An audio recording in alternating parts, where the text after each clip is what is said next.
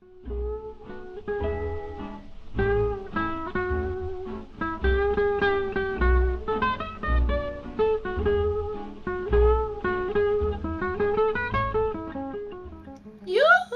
Hello! Welcome to Tea Time with Mrs. Washington. So, I'm just gonna sing a song about my rum because that's how we're going to start off this video.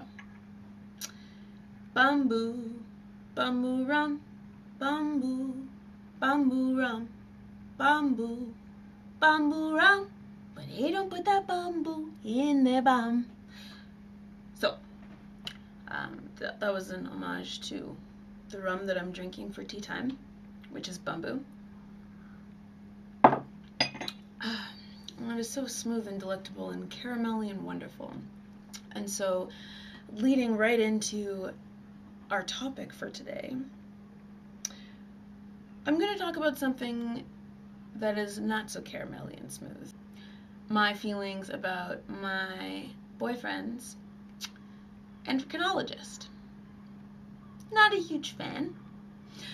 We had our 3-month reunion to Mr. Endo a short while ago because he's been on a certain dose of testosterone, and yeah, he just wanted to do an assessment and see what was up. So we went to Mr. Endo, and the first time that we had our encounter with him, I felt that he was rather brief, rather succinct, rather, let's have this conversation really, really fast so I can get on with my life and here's some tea and go and figure out what to do with that and see you later.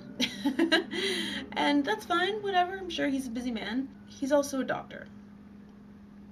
And he's dealing with people, not machines. And he should take some time, maybe, to talk to the people that he's dealing with. See how they're feeling. See what they're thinking. See if the dose that they're on is appropriate for them or not. Listen. Maybe listening skills. Which I didn't get the feeling he had developed. So we went to go see him for our slightly over 3-month reunion. I'm glad that I wrote down the questions that we had planned on asking the endocrinologist, because he spoke so quickly and was so abrupt in our meeting that if things weren't forced to be said on my part and my partner's part, I don't think we would have been able to really get a question in edgewise, and he would have just sent us on our merry way with instructions to start injecting a higher dose of testosterone, which is essentially what he said. We went in and he said, so, how's things? And then he said, well, why don't we just up the dose? How about we do that? Let's do that and check back in 3 months and we'll see how it's going. See you later. That's how I felt like our meeting went, and I wasn't terribly pleased with that. I wasn't looking for a fucking 4-hour-long intensive, but it would have been nice for him to have taken some time to find out if my partner even wanted a higher dose or not. Maybe just ask. How about that? So, anyways, he said, why don't you guys just do a higher dose and come back and see how things go? Let's just double it.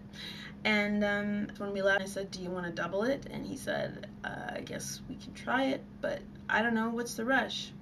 And I feel the same way. What is the rush? Why would this endocrinologist assume that everybody would want to just jump on the bandwagon and shoot themselves up, with quadruple the amount, 5 times a day? That's not what every trans person wants.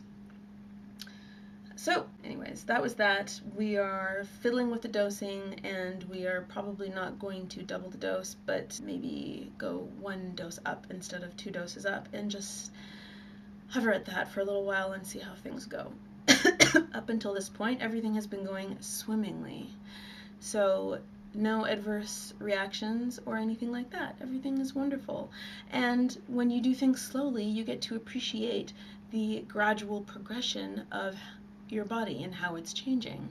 You get to notice those small details as opposed to going on the full dose immediately or starting from low and jumping to high and then being bombarded with all of these crazy intense things and not being able to really appreciate the journey. Anyways, that's my musing for today, mini rant, and I'll keep you posted.